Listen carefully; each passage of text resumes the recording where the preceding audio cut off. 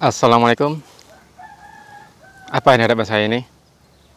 Kalau menurut kalian ini adalah pecahan dari batu kali, kalian salah. Ini adalah tanah yang saya olah di lahan pertanian saya. Jadi seperti inilah kondisi tanah di pertanian kami. Seperti batu, bahkan saya yakin nggak peduli anak-anak, orang dewasa atau seperti saya sekalipun, kalau dilempar dengan tanah yang seperti ini bocor. Nah, bahkan kalau tergores saja seperti ini, itu bisa membuat tangan kita berdarah. Jadi seperti inilah tanah yang kami kelola. Apalagi ditambah musim kemarau, tanahnya sama sekali seperti tanah yang mati, tandus. Jadi saya cuma bilang, bertani itu nggak butuh teori. Kalau ada yang bilang, cukup dikasih E4, cukup dikasih asam humat, cukup dikasih hasil jadam, maka saya bilang Anda itu hanya omong kosong. Karena membuat lahan yang seperti ini kembali subur itu membutuhkan modal, bukan teori yang disuruh ujung-ujungnya disuruh bikin bakteri, ya kan? Sebenarnya gampang untuk membuat lahan seperti ini. Seandainya memiliki modal, cukup nanti 3 saja. Kohe kambing, sekam bakar, dan kapur dolomit, maka lahan yang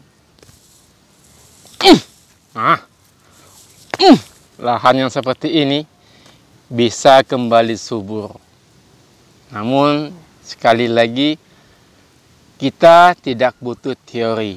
Jadi kalau ada YouTuber pertanian bilang cukup pakai E4 atau asam humat atau jadam maka semua selesai, sini nah saya bilang ke telinganya, Anda pembohong. Jadi itulah lahan yang kami kelola. Nah, lihat tuh, tuh, nggak digenggam pun nggak akan hancur. Jadi yang saya gunakan adalah saya hanya menggunakan pelobang, jadi menghemat biaya karena keterbatasan modal. Jadi saya beli kohe kambing, jadi hanya menggunakan kohe kambing karena modalnya hanya sampai di situ. Nah, jadi inilah tanamannya. Bahkan nih, ini juga menggunakan kohe kambing di lahan yang seperti ini, yang seperti batu.